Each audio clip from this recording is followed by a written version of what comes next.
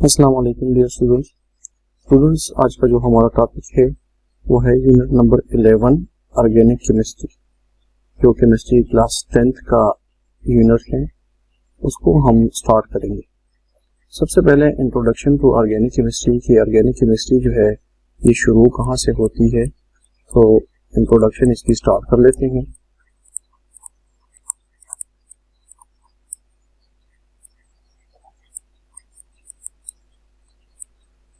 Organic chemistry बच्चों शुरू होती है ऑर्गेनिक कंपाउंड से। सबसे पहले तो हमें पता होना चाहिए कि ऑर्गेनिक कंपाउंड जो है वो क्या चीज है। ऑर्गेनिक कंपाउंड जो है, सबसे पहले ये कंसेप्ट था कि carbon containing compound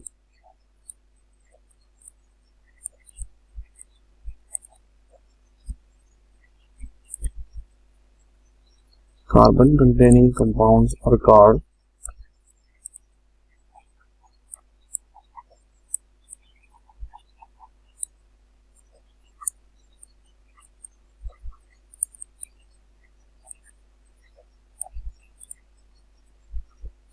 organic compounds. लेकिन with the passage of time जो है वो कंसेप्ट चेंज होना शुरू हो गया। अब इनऑर्गेनिक कंपाउंड्स में जो कार्बन कंटेनिंग कंपाउंड है, इसमें कुछ कंपाउंड ऐसे हैं जिसमें कार्बन है लेकिन फिर भी वो ऑर्गेनिक कंपाउंड्स के डेफिनेशन में नहीं आता।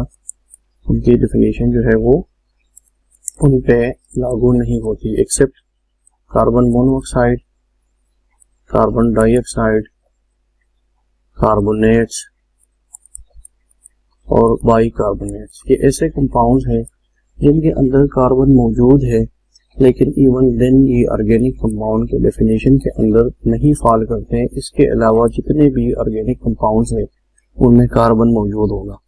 लेकिन ये डेफिनेशन जो है ये with the passage of time change होना शुरू हो गया, और जैसे ही टाइम गुजरता गया फर्दर रिसर्चेस के बाद पता चल गया कि इसमें हाइड्रोजन भी शामिल होगा।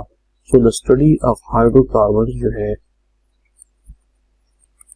स्टडी ऑफ हाइड्रोकार्बन, इनको इन्होंने कहा कि हमारे पास ये क्या होगा, ऑर्गेनिक केमिस्ट्री कहलाएगा। पहले क्या था कि ऑर्गेनिक कंपाउंड वो है जिसमें कार्बन हो, फिर उस कंपाउंड के स्टडी को ऑर्गेनिक केमिस्ट्री कहेंगे।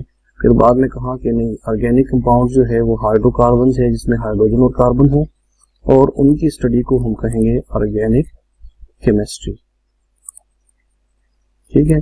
फिर बाद में फर्दर इसमें हो गई रिसर्च वगैरह, तो हाइड्रोकार्बन जो है इसके साथ इनके डेरिवेटिव्स भी आ गए कि जो हाइड्रोकार्बन होंगे उसमें कोई फंक्शनल ग्रुप अगर ऐड हो जाए तो उनसे भी हमारे पास जो कंपाउंड्स बनेंगे वो भी ऑर्गेनिक कंपाउंड्स कहलाएंगे, और उनकी स्टडी को ऑर्गेनिक केमिस्ट्री ही कहेंगे। ठीक है। अब इनका जो है ओरिजिनेशन कैसे हुई थी, how the organic compounds have been originated. Origination of organic compound हम डिस्कस कर लेते हैं। सबसे पहले जो कंसेप्ट था, एंशिएंट कंसेप्ट, वो ये था कि ऑर्गेनिक कंपाउंड एक स्पेशल फोर्स के तहत जो है वो ओरिजिनेट होते हैं, और स्पेशल फोर्स को वाइटल फोर्स कहते हैं।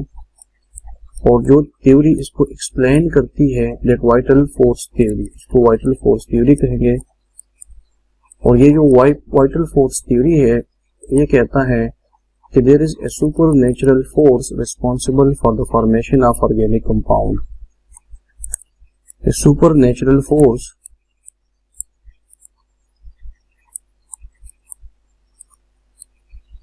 called vital force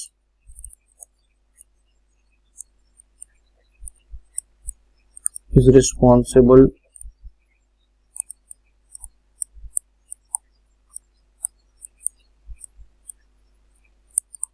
for formation of organic compounds। किससे ऑर्गेनिक कंपाउंड्स बनेंगे, ये फोर्स जब अप्लाई होगा, ये डेड ऑर्गेनिक मैटर पे जब अप्लाई होगा, जो भी डेड ऑर्गेनिक मैटर होगा, चाहे प्लांट्स हो या एनिमल्स हो। ठीक है। प्लांट्स या एनिमल्स का डेथ और डिकम्पोजिशन और डिके के बाद जो भी चीज बनेगी उसको हम कहेंगे ये ऑर्गेनिक कंपाउंड्स है। ठीक है। अब वो जो फोर्स था उस फोर्स को वाइटल फोर्स कहते हैं, और इस थ्योरी को जो ये एक्सप्लेन करता है कि इस वाइटल फोर्स की वजह से डेड ऑर्गेनिक मैटर कन्वर्ट हो जाता है ऑर्गेनिक कंपाउंड्स में, इस थ्योरी को कहते हैं वाइटल फोर्स थ्योरी, और ये पेश की थी बर्जीलियस ने 1815 में। इन 1815 this theory was presented by Berzelius.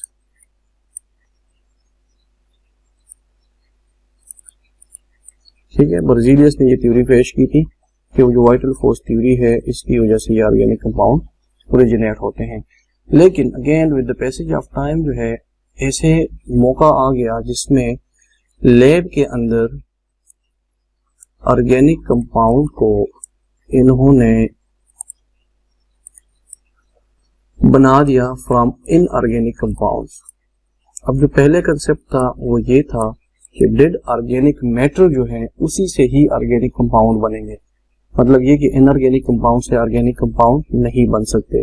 लेकिन लैब के अंदर जब ये एक्सपेरिमेंट हो गया कि ऑर्गेनिक कंपाउंड बना दिए गए किससे, इनऑर्गेनिक कंपाउंड से, तो फिर जो ऊपर वाला कंसेप्ट था वो चेंज हो गया और उसके बाद thousands of organic compounds they have been formed from inorganic compound. ठीक हो गया, फिर ये बनना शुरू हो गया और फिर वो कंसेप्ट चेंज हो गया। अब क्या चीज ऐसी थी जो बनी थी, फ्रेडरिच वूलर था, उसने एक्सपेरिमेंट किया था लैब में। फ्रेडरिच वूलर ने लैब में इनऑर्गेनिक कंपाउंड अमोनियम साइनाइड से ये यूरिया बना दिया था। ठीक है, और यूरिया जो है ये ऑर्गेनिक है, अमोनियम साइनाइड जो है वो इनऑर्गेनिक है। उसने ये कहा था कि इनऑर्गेनिक कंपाउंड को हम लेके उसको कन्वर्ट कर सकते हैं ऑर्गेनिक कंपाउंड्स में, और ये फर्स्ट एक्सपेरिमेंट था जिसमें इनऑर्गेनिक कंपाउंड से ऑर्गेनिक कंपाउंड बना दिया गया। और इसके बाद millions, thousands and hundreds of organic compounds that has been formed from inorganic compound in the lab. फिर वो वाइटल फोर्स वाला जो कंसेप्ट था वो बाद में चेंज हो गया। ठीक हो गया, ये तो हो गई डेफिनेशन ऑर्गेनिक कंपाउंड्स की, ऑर्गेनिक केमिस्ट्री की। अब ऑर्गेनिक कंपाउंड्स जो है बेसिकली डिवाइड किए गए हैं टू कैटेगरीज में, या तो नेचुरल होंगे और या मैन मेड होंगे, सिंथेटिक होंगे। ठीक है, organic compounds these are divided into two different categories. इसमें हमारे पास एक है नेचुरल, जो नेचुरली एग्जिस्ट करते हैं, जमीन के अंदर से निकले जाते हैं और खुद ब खुद आपको मिल जाते हैं, वो नेचुरल है। कुछ होते हैं सिंथेटिक, जिसको ह्यूमन बीइंग्स प्रोड्यूस करते हैं, जिसको मैन मेड भी कहते हैं। वो भी ऑर्गेनिक होते हैं लेकिन मैन मेड होते हैं, और बाकी चीजों को लेके उसमें से कंपाउंड्स बनाते हैं, वो सिंथेटिक होंगे। नेचुरल में हमारे पास आ जाएंगे कोल, नेचुरल गैस एक्सेट्रा, जो कि नेचुरली अवेलेबल है। ठीक है, और जो खुराक हम लेते हैं, food in the form of organic compounds, food we eat, all of them they are organic in nature और naturally exist करते हैं। सिंथेटिक में हमारे पास आ जाएंगे पीवीसी, जो हम कहते होते हैं पीवीसी पाइप, पॉलीविटाइनिल क्लोराइड, या प्लास्टिक इसको कह सकते हैं, प्लास्टिक हो गया। सिमिलरली डिटर्जेंट्स हो गए, मेडिसिन हो गए, पेंट्स हो गए, वार्निशेस हो गए, all of them, nail polish वगैरह हो गए। ठीक है, डिटर्जेंट्स हो गए, मेडिसिन हो गए, पेंट्स एंड वार्निशेस हो गए। ये जो चीजें हम बनाते हैं उसमें ऑर्गेनिक कंपाउंड इस्तेमाल होते हैं, और ये हमारे पास कहलाएंगे सिंथेटिक या मैन मेड ऑर्गेनिक कंपाउंड्स। ठीक है, यहाँ तक तो ये इसकी डेफिनेशन आ गई और थोड़ी सी इंट्रोडक्शन आ गई। अब जितने भी ऑर्गेनिक कंपाउंड्स हैं उनको हम रिप्रेजेंट करते हैं विद स्पेसिफिक फार्मूलाज। ठीक है, अब वो फार्मूला क्या है, organic compounds can be represented by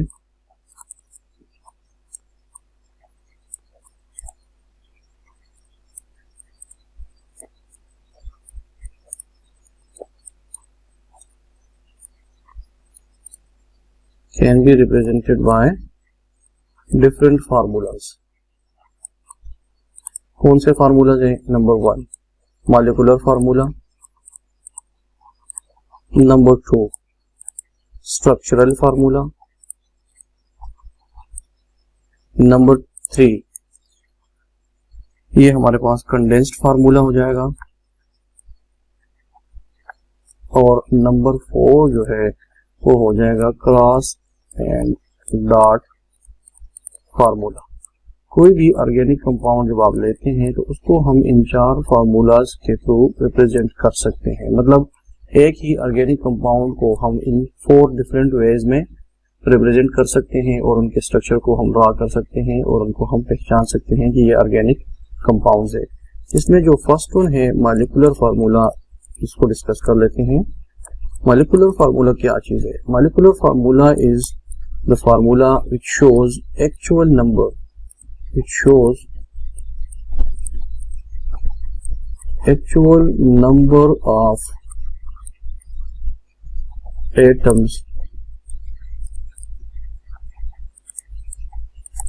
present in molecule।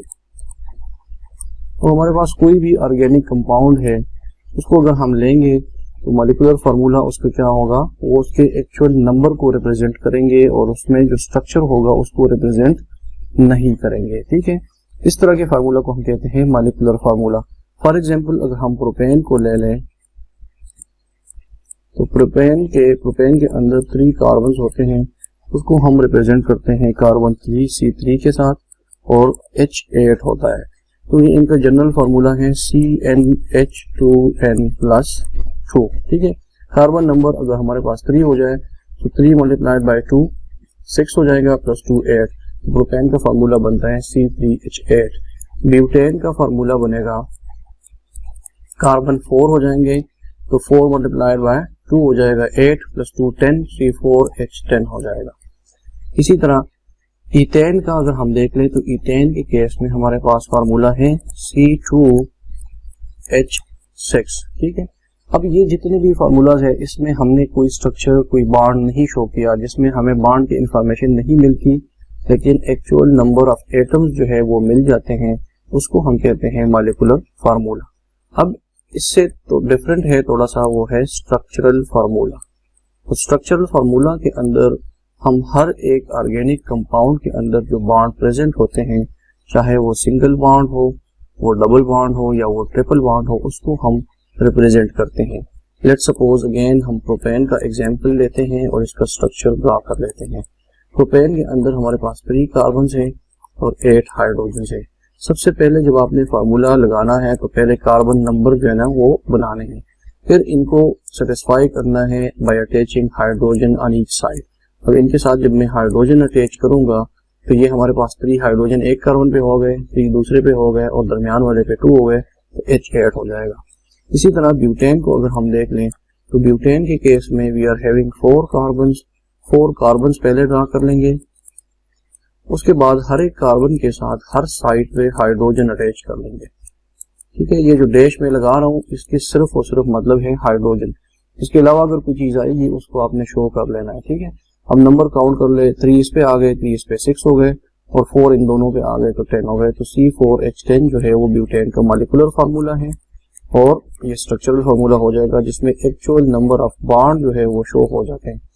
अब इन सारों के अंदर हमारे पास जो बॉन्ड है वो सिंगल बॉन्ड है, तो सिंगल बॉन्ड सिंगल है इससे डिनोट करेंगे। अगर किसी कंपाउंड के अंदर डबल बॉन्ड है तो उसको डबल बॉन्ड से रिप्रेजेंट करेंगे 2 डैशेस से, और अगर हमारे पास ट्रिपल बॉन्ड है तो 3 लाइंस के साथ रिप्रेजेंट करेंगे। अब हम ईथीन का फार्मूला लिख लेते हैं। ईथीन में हमारे पास डबल बॉन्ड आ जाता है। ठीक है, उसमें 2 कार्बन होते हैं, 2 कार्बन पहले बना दे और उनके दरमियान डबल बॉन्ड बना दे और फिर इस कार्बन की वैलेंसी को सेटिस्फाई करना है बाय अटैचिंग हाइड्रोजन। पहले एक कार्बन ने और दूसरे ने 2 बॉन्ड्स बना दिए, इनको 2 बॉन्ड्स की जरूरत है तो इसके साथ भी 2 हाइड्रोजन आ जाएंगे और इसके साथ भी 2 हाइड्रोजन आ जाएंगे। अब अगर हम ईथीन की जगह इथाइन कर लेते हैं, इथाइन में हमारे पास ट्रिपल बॉन्ड होता है। ठीक है, तो 2 कार्बन बनाएंगे और इनके दरमियान 3 बॉन्ड्स बनाएंगे और इनकी वैलेंसी को सेटिस्फाई करने के लिए हाइड्रोजन अटैच करेंगे। 3 कार्बन ने 3 बॉन्ड बनाए हुए हैं, एक इसके साथ हाइड्रोजन आएगा और एक हाइड्रोजन इसके साथ आ जाएगा। अब इस तरह का फार्मूला जो आपको एग्जैक्ट इंफॉर्मेशन दे कि कार्बन ने कितने बॉन्ड्स बनाए हैं और किस किस के साथ अटैच हैं, इस तरह के फार्मूला को हम कहते हैं स्ट्रक्चरल फार्मूला। 3rd नंबर पे हमारी बारी आती है कंडेंस फार्मूला की। ठीक है, जब आप फार्मूला को ओपन करके ना लिखे और उसको कंडेंस फॉर्म में लिखे, उस फार्मूले को हम कहेंगे कंडेंस फार्मूला। ठीक है, इसमें हम ओपन नहीं करते, बॉन्ड नहीं शो करते। फॉर एग्जाम्पल मैं अगर ब्यूटेन की केस में बना दूं, ब्यूटेन C4H10 है हमारे पास, अगर मैं इसका ओपन चेन स्ट्रक्चर बना दूं मॉलिक्यूलर स्ट्रक्चर फार्मूला, तो ये कार्बन इस तरह से आएंगे, 4 और इसके साथ हाइड्रोजन अटैच हो जाएंगे। लेकिन अगर इसको मैं कंडेंस फॉर्म में लिखूंगा तो फिर ये CH3 एक साइड पे है, दरमियान में CH2 ग्रुप अटैच है और कितने हैं 2 CH2 ग्रुप है, तो इसको होल ट्वाइस कर लेंगे और एक साइड से फिर CH3 अटैच कर लेंगे। इस फार्मूला को कहते हैं कंडेंस फार्मूला। अब एक एग्जांपल ले लेते हैं पेंटेन का। पेंटेन में हमारे पास 5 कार्बन होते हैं, 5 कार्बन पहले ड्रा करने होंगे, ठीक है, और फिर इनके वैलेंसी को सेटिस्फाई करना है बाय अटैचिंग हाइड्रोजन। अब इसको अगर हम कंडेंस फॉर्म में लिखेंगे तो एक साइड पे CH3 आ गया, दरमियान में CH2 आ गया। कितनी बार CH2 रिपीट होता है? 3 टाइम्स रिपीट होता है, तो इसका यहाँ पे हम लिख देंगे 3 और इसके साथ लिख देंगे CH3। अगर फर्दर इसको कंडेंस करना है तो फिर ये होगा कि CH3 whole twice and CH2 whole thrice. ये फर्दर कंडेंस फार्मूला है।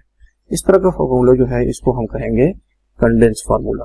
जो लास्ट वन है जिससे हम ऑर्गेनिक कंपाउंड को रिप्रेजेंट करेंगे वो है cross and dot formula. Cross and dot formula आपने 9th में भी पढ़ा होगा कि क्रॉस एंड डॉट में एक एलिमेंट के बॉन्ड को, इलेक्ट्रॉन्स को हम शो करते हैं क्रॉस के साथ, दूसरे एलिमेंट के इलेक्ट्रॉन्स को हम शो करते हैं डॉट के साथ। फॉर एग्जांपल CH4 के केस में 4 इलेक्ट्रॉन्स कार्बन के हैं, इसको हम क्रॉस से शो कर लेंगे, और जो हाइड्रोजन के हैं उसके हम डॉट से शो करके इसके साथ हाइड्रोजन अटैच कर लेंगे, ठीक है। अब ये जो इलेक्ट्रॉन्स है इससे क्लियर पता चलता है कि जो डॉट है ये हाइड्रोजन है और जो क्रॉस है वो कार्बन के इलेक्ट्रॉन्स है। सिमिलरली हम अगर C2H6 को रिप्रेजेंट करना चाहे तो C2H6 को हम इस तरह से रिप्रेजेंट करेंगे कि कार्बन के जो इलेक्ट्रॉन्स है उसको हम क्रॉस के साथ रिप्रेजेंट कर लेते हैं,